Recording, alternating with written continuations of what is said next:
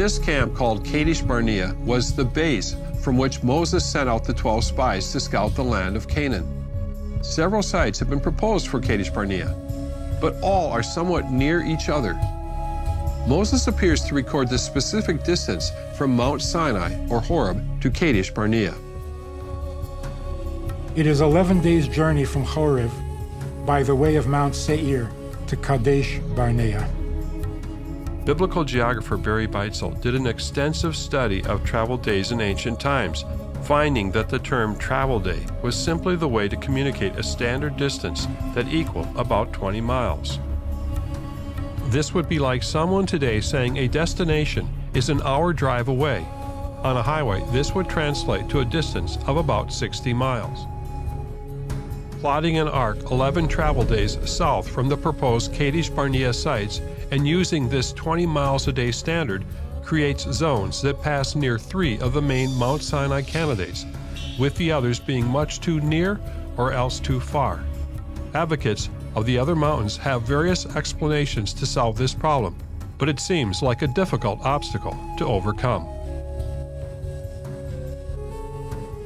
Bryant Wood believes the reference to an 11-day journey fits his mountain based on the thinking that the Israelites could only travel about 6 miles a day, or a total of 66 miles in 11 days.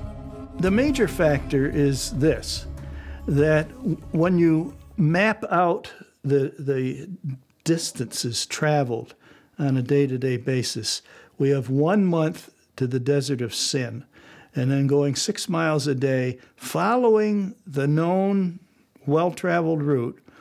Then you have another 30 days to this Jebel Kashem et-Tarif, and that's exactly the time it took to reach Mount Sinai, 2 months, 60 days.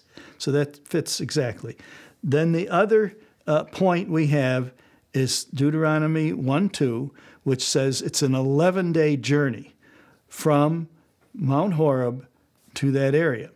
And so, again, when you lay that out, it's 11 days. So it fits exactly. So it's about 66 miles up to Kadesh Barnea from this mountain. Yeah.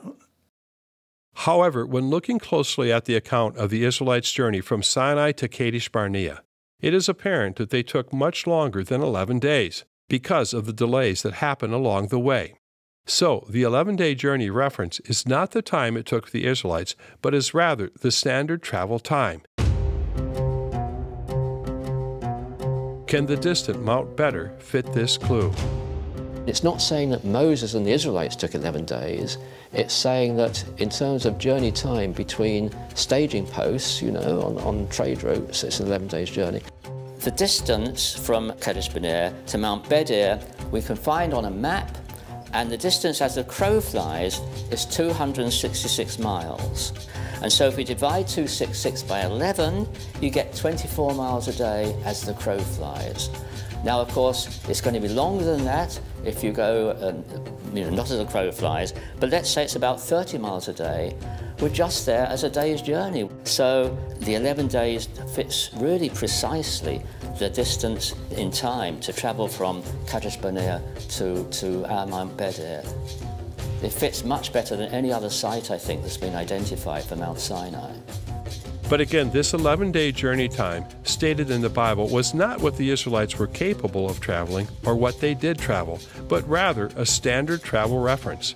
As Beitzel's study documented, a day's journey in the ancient world represented a fixed and understood standard of distance of about 20 miles, which would equate to an 11-day trip totaling about 220 ground miles between Sinai and Kadesh Barnea.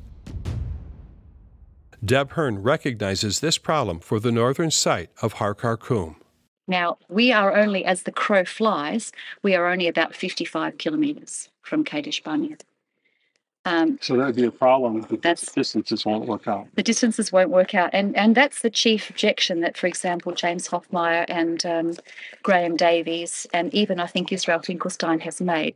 They've objected on the biblical grounds that this cannot be the mountain because it's only 55 kilometres as the crow flies from Kadesh Barnea. And this is what I hope to rectify. Deb Hearn offers a unique solution to this issue. To solve it, she uses an alternative interpretation of Deuteronomy 1. Instead of making the 11 days the distance from Sinai to Kadesh Barnea, she has the 11 days being from Mount Sinai to the plains of Moab, where Moses gave his final sermon. The problem is, if I can say it quickly, I think that the first 2 verses of Deuteronomy have been misread, and that if you read them all the way through, from start to finish as one sentence, and you take out any translator's additions, what you have is a description of distance from the Jordan Valley, where Moses spoke the words of Deuteronomy, to Mount Sinai via the way of Seir, which goes through Kadesh Barnea. So you have to rearrange the way that you look at this verse. You have to read it in a different way. If this passage actually is describing the distance from the Jordan Valley to Mount Sinai, as Deb proposes, it would eliminate from contention all the mountain candidates except those in the far north. What we have here is Deuteronomy 1, verse 1 and 2. This is a common translation. This is the New Revised Standard Version. And you see what they've done with the second verse is they've made it into a sentence of its own, and they've put it in parentheses because it doesn't seem to be relevant to the text. So these are the words that Moses spoke to all Israel beyond the Jordan, in the wilderness, on the plain, opposite Suf, between Paran and Tophel, Laban, Hazeroth, and Dizahav. And then they put a full stop and they go, by the way of Mount Seir, it takes 11 days to reach Kadesh Barnea from Horeb. Okay. We're just about to hear Moses' speech, and then we're talking about this distance between Kadesh Barnea and Horeb. Mm-hmm. Now, if you look at a map, and here's Har-Karkom, this finger here, and there is Kadesh Barnea at Ain el-Kuderat, there are only 60 or so kilometres as the crow flies between these two sites. Now, that's not 11 days' journey. That's maybe 3 days' journey. Mm-hmm. If you went around the mountain, it might be 4 or 5 days' journey, because, of course, you can't go straight through. So what Anati did was he joined up some water sources, some of them very minor water sources. He found 12 of them, he drew a line, and he said, here we have our 11 days from Mount Horeb to Kadesh Barnea. And this is Emmanuel Nadi's That's his plan, map. Okay? Mm. Because they traveled from Horeb to Kadesh Barnea. They did do this journey. Mm-hmm. They did do this journey, and I'll show you what they did.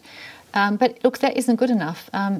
We know that even a large pastoral group can travel much further than 7 to 10 kilometres a day. Okay. So what I have done is I had a very hard look at the text, and I have decided it's not legitimate for the translators to make 2 sentences out of this text. This is 1 sentence. And Robert Alter, who is a world-renowned Jewish translator, has done exactly that. And he's made it into 1 sentence. He's not put in a full stop. He hasn't put in a, there are 11 days. He's just run it all through. Well, let me read it to you. These are the words that Moses spoke to all the Israelites across the Jordan, in the wilderness, in the Arava, opposite Suf, between Paran and Tophel and Lavan and Hatzerot and Dizahav, 11 days from Horeb by way of Mount Seir to Kadesh Barnea. Where Moses spoke his words of Deuteronomy to the Israelites was 11 days from Horeb by the way of Mount Seir via or to Kadesh Barnea. So there are 11 days between the Jordan River Valley and Mount Horeb. So the 11 days starts up here, across the Jordan. Here, across the Jordan, in the wilderness. So these are the words that Moses spoke to all the Israelites across the Jordan in the wilderness. And what follows is a whole lot of names. And what I am claiming is that this is the 11-day itinerary between Mount Horeb, which is Sinai, and the Jordan River Valley. This is the journey they should have taken when they left Mount Sinai 40 years earlier. So does that change the location of Kadesh Barnea? No. Kadesh Barnea is one of the sites along this itinerary. Mm-hmm. They should have taken this journey. It was only 11 days. They could have got from Mount Sinai, which is Horeb, to the Jordan Valley in 11 days. And the very next verse says, in verse 3 of Deuteronomy 1, it says, and in the 40th year. So this gives a purpose to this text. It's a rebuke. Moses is saying, you could have taken it in 11 days and it took you 40 years. But he's locating where he is, and he's locating where Mount Sinai is by an itinerary of 11 stations. And this is my honours thesis. I located these places and I showed that they were all a full day's journey from each other all the way up to the Jordan Valley. Graphic? I do. This is not a journey the Israelites took. This is a journey they should have taken. I propose that this was the route they started to take when they left Mount Sinai or Horeb at the end of their year, when they built the tabernacle. I think they started to take this journey. It was a disaster. They had a crisis at Taberah. They had a crisis at Kibrot HaTa'avah, and they had a leadership crisis at Hatzerot, where Miriam and Aaron challenged Moses' leadership. And at that stage, I think that they gave up on this 11-day journey. They slid sideways, I like to say, into Kadesh Barnea, which was, a good oasis. And that's when they decided they would send the spies. So they were supposed to, according to the text, go all the way up to this area here. Yep. And that would have been the beginning of going into the Promised Land. That would have been the beginning of the conquest. But the people the morale was very bad. I mean, we know it, the spies came back with a bad report and the whole thing was aborted. So this is the 11-day journey. Now it involves 3 roads. This road, which is the way of the hill country of the Amorites, or to the hill country of the Amorites, and this is all the hill country of the Amorites. It goes through here. It goes all the way, it would continue up through here, through Hebron and so on. This running from Kadesh to Tophel is the way of Mount Seir, or the way to Mount Seir. And are these roads established? They are. In other words, you didn't just come up with these? I didn't. And in fact, I'll go back to Anati's. But I can see you have a red one, you have a yellow, and you have a blue. Well, we know what this one is. That's the King's Highway. Okay. Well, we've traveled on that. Yeah. Mm-hmm. So that one goes right through the middle of the Moabite Plateau and the Edomite Plateau. That's well known to be the King's Highway. Deb Hearn has a different view of this 11-day journey. What are your thoughts about that? Deb Hearn reads all of verses 1 and 2 as a single sentence. She follows Robert Alter's translation of the text. It's very possible, grammatically, for the whole structure to be a single sentence. But she believes the 11-day journey moves from Horeb to Moab, rather than Kadesh. And I see 3 key problems with her view. 1 grammatical, 1 geographical, and then 1 temporal, dealing with time. Grammatical. We have a well-known compound prepositional unit here, from, unto. I think it's describing an 11-day journey from Horeb unto Kadesh. That is the most natural reading of what appears to be a compound prepositional phrase. When we read in verse 2, it's 11 days from. That structure of from one place unto another place is very common in biblical Hebrew. In fact, the exact same structure is found in 2 chapters later in Deuteronomy chapter 3, verse 8, where we read that we took the land at that time out of the hand of the 2 kings of the Amorites who were beyond the Jordan, from the valley of Arnon unto Mount Hermon. That's the structure. And in Deuteronomy 1, verse 2, that's the exact structure we have. It's 11 days' journey from Horeb unto Kadesh Barnea. In the middle of the phrase, we gain the means for getting there. It is 11 days from Horeb via the Mount Seir road unto Kadesh Barnea. So I think that the 11 days is specifically targeting where they're heading, Kadesh Barnea, and the starting place is Horeb. For Deb Hearn's approach to work, she has to disregard the unto Kadesh Barnea as being a modifier of the 11 days. She has to see it tied to the Mount Seir road. And I don't think grammatically that is the most natural reading of the text. Second, geographical problem. Deb Hearn wants us to arrive after 11 days in Moab via Kadesh Barnea. But Kadesh Barnea, in her own testimony, is not part of the route directly to Moab. From Horeb, you have to go off the trail, derail to Kadesh. Deb Hearn, in one breath, it seems to me, wants to say that all of verse 2, including Kadesh, is part of the 11 days journey to Moab, but then she says that they gave up on the 11 days journey when they went to Kadesh. That's a geographical problem. And the last is a time problem. And the time is that she seems to disregard the intentional contrast between 11 days and 40 years. In the 40th year, they're finally readying to enter the land when it should have only taken 11 days. The 11 days for the contrast to work has to be associated with Kadesh. It's not associated with Moab. It's 11 days from Horeb to Kadesh, but it took 40 years for them now to be in Moab, readying to enter the land. I get it. I think what you're suggesting is that there's a much bigger lesson to be learned than just that it took 11 days to get to this location. It's really this is what happens when you don't trust in God, right? The very next word in Hebrew is a climax marker, Vayhi. And the point is, it's 11 days journey from Horeb to Kadesh Barnea. And it came to pass that in the 40th year, on the first day of the 11th month, Moses spoke to the people of Israel. There's a contrast being made. And the climax marker shows that what precedes is indeed getting us to this 40th year. What should have taken only 11 days, due to sin and rebellion and lack of faith, took 40 years. That's what we're supposed to feel. There is a time lapse that Moses, here at the start of Deuteronomy, wants the readers to feel.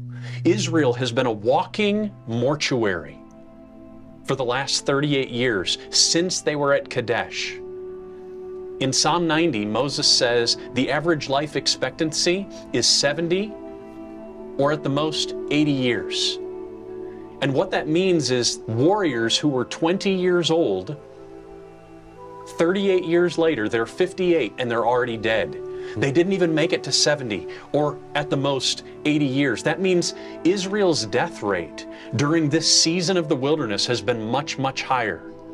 And Israel's supposed to feel it. And what Moses is doing here at the beginning of Deuteronomy is wanting his audience to feel the weightiness of sin, feel the holiness of God, the seriousness of what he's about to say to them as he himself is getting ready to die because of his own lack of faith. He, too, doesn't get to enter the land because he failed to believe, Numbers 20. And he wants Israel to wake up, this new generation, to recognize this is important. So the time does matter, because he's making a point right here at the front. What should have taken 11 days took 40 years. That's remarkable. When you think about the thing that I've seen is that there's no waste. The exhale and the inhale of everything. In other words, there's no waste in how God works, in the sense that the lessons that are being taught, coming and going. And what you're saying then is the giant lesson for all the rest of the Israelites to read in the future is that God had a plan for you that would have only taken 11 days, and because of your unbelief and because of your grumbling, right? They were grumblers. And I'm dangerously, I've been a grumbler too. Is this going to happen, or is this going to work, or do I trust God for my life? I think a lot of us sometimes get to that place where how patient God must be with us, but his patience was spent with the Israelites, right? That's the sermon. That's the sermon in this historical statement. These issues directly impact objections to other proposed Mount Sinai locations. What's the problem with Jebel al-Lawz? It doesn't fit with the itineraries, and it doesn't resolve anything with the itineraries. And to me, that is the crucial test. If it doesn't help resolve the geographical data of the biblical texts, it isn't a candidate. Secondly, it's very far away.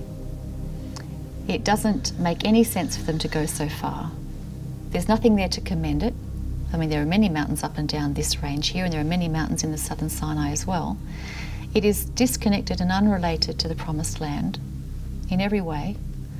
There is nothing that would make the people of the Semitic tribes remember some peak here on the western coast of the Arabian Peninsula beyond any other mountains. I don't know, I just think it's a number of different reasons. But Jason DeRouchie and those in the Hebrew approach question the assumptions behind these objections. The Bible does not say that Mount Sinai was remembered by Semitic tribes in the region. In reality, its location was forgotten by the Jewish people, which suggests it was not in or near the Promised Land. Additionally, if the standard translation of Deuteronomy 1 is correct, then Sinai would not be connected to the Promised Land, but instead be a great distance from its border. We have to place the Exodus in a position that is in the wilderness, that is moving Israel away from the Promised Land. It needs to be a distance from Kadesh. Indeed, 11 days distance of travel by caravan through a desert. 11 days, and having clarity on the distance allows us to know the radius around which we can be looking for a mountain. DeRouchie also notes that later in Deuteronomy 1, Moses describes this journey as passing through all that great and terrifying wilderness. This description seems to better fit a trek through northern Arabia to Kadesh Barnea than a route on established roads around the area of Moab to the plains opposite Jericho.